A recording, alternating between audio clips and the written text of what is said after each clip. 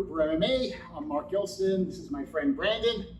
And I guess about 2 to 3 years ago, I did a video on attacking when you had someone's back, ways to finish. Because if you've got somebody's back, you really do want to be able to finish them, despite some pretty good defense.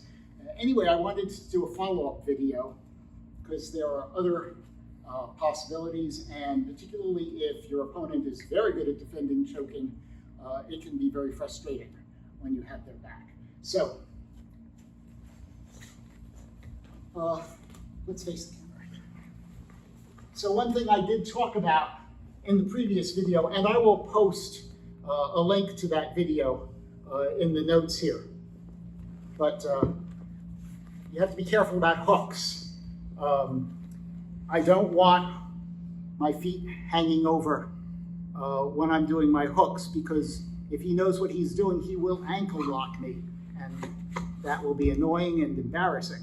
So I want to make sure that if I do use hooks, that I'm keeping way to the outside or really compromising so he can't bring his feet over. I also talked about this as back control, which I really like, because this way I have his leg compromised and there's no way he can come over the top. It also makes it a little more difficult for him to escape. So if you want to try and free your leg, you can see that I can keep it locked up. So that's a very useful kind of back control. Now, generally, when you have somebody's back, particularly if you're going for chokes, you want your head higher than their head. So depending upon how big the person is, I actually want to pull him back into me. This makes choking a lot easier, but so the last time I talked about opening up the collar for Okiri Jime against defense. So if you have your defense, this is either this way or cross hands are both fairly typical defenses. And I pointed out that since I can't easily get under his chin, we take the knuckle and go under the ear and try and cross this way. So I'm taking my knuckles, I'm making a sort of a little point here. I don't want to stick my hand in, but these knuckles are flat, these are bent, and I come from right behind the ear, follow the jaw line to get into the cross collar. If I can get the far collar here, now I pull straight down towards his belly, bring this elbow to my hip. That's the sliding lapel choke, Okiri Jime. There's a little more to it than that, because I also want my head down and I want to turn into the choke.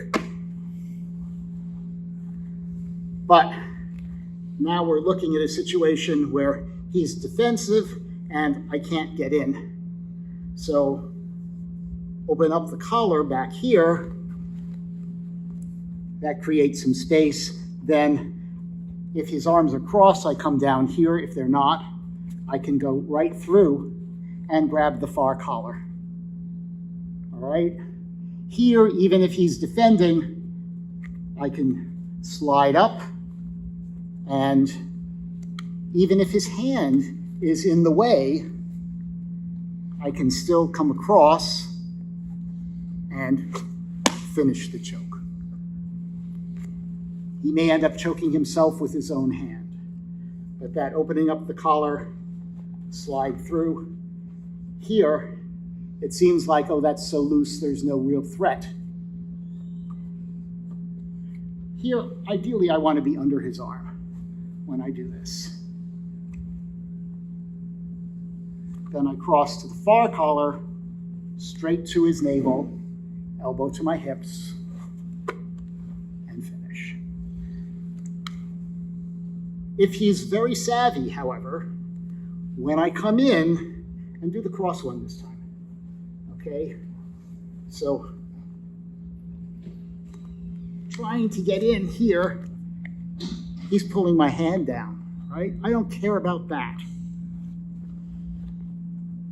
His arm is protecting him, but I don't care about that either. I can still cinch this up. But he's not going to let me get to the far collar. So block my hand. I can't get to the collar that I need to. But I do have this collar.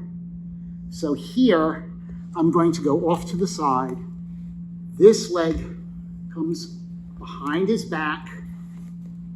Grab the pants leg or the belt and bow and arrow. But this time, I've gotten underneath the arm, but I can't get through at all. All right? So I have the far collar here.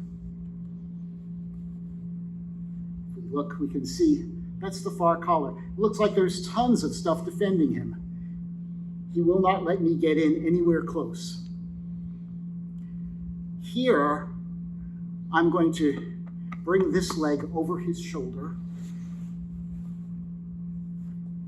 I'm now going to take a blade and push against his head.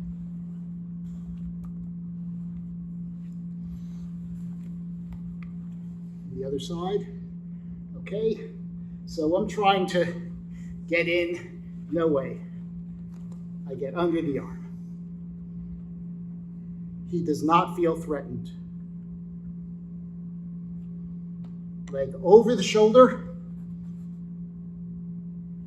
Blade.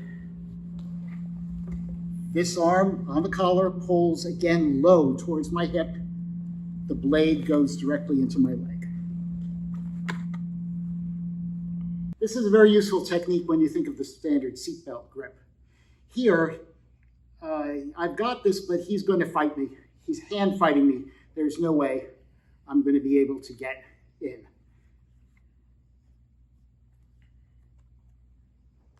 This is not threatening to him because he can clamp down with his arm and keep me at bay. All right? Or you can hook over hook. All of these things, they just don't feel, he just does not feel threatened. This is wonderful. Here, I can attack this arm. He's going to pull it out of the way. I can lock it up. Once I have this grip and his arm is compromised, this choke will work.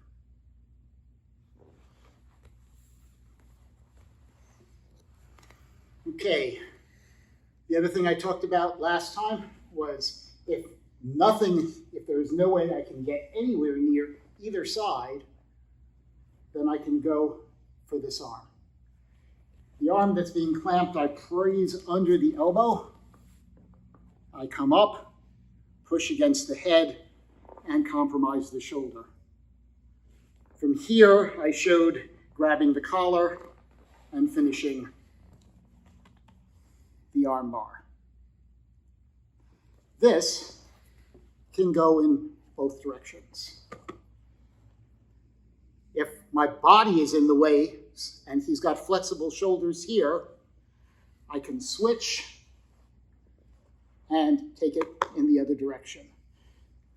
It's best to switch this hand so that I have more room,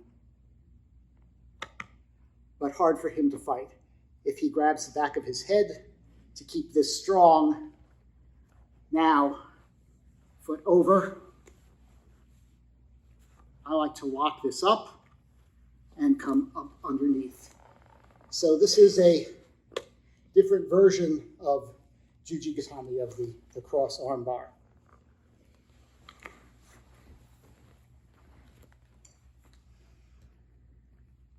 It's always useful, anytime you're attacking the back, you always want to try and compromise an arm if possible.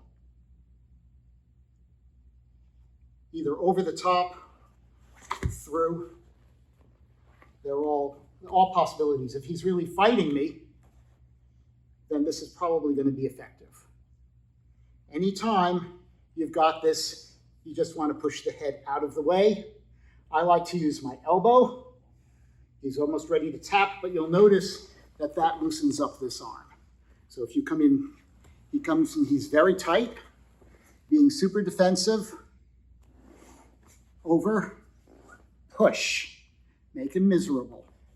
Now I can come up. Notice that I'm pushing the elbow across.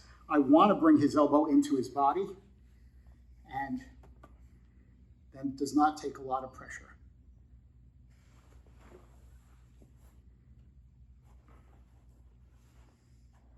Okay, so he's trying to, one of the typical things that they will do is he will try and get out by arching and pushing back into me. So I have two options here. One is I can do an inverted butterfly and get him back. Usually that will give me the opportunity to get in where I want to. He pushes back. My feet, even if they started out here, I'm going to bring them under, extend them. Now I have a double underhook. Come in for the choke.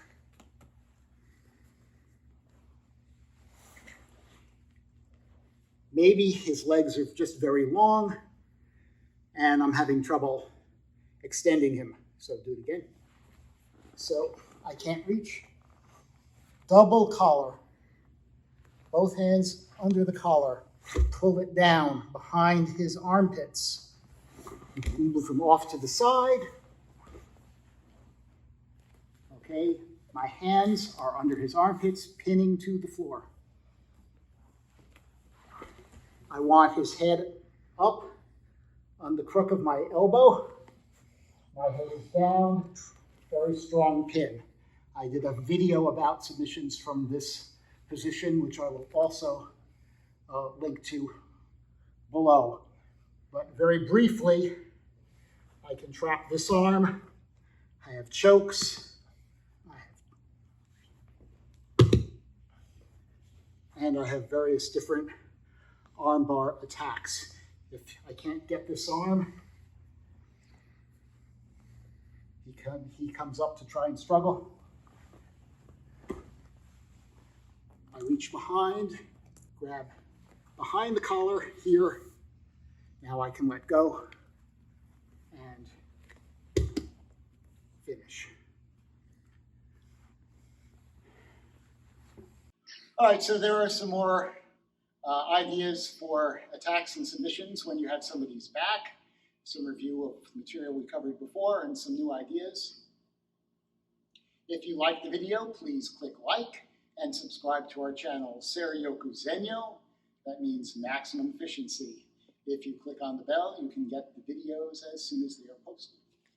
Thank you very much.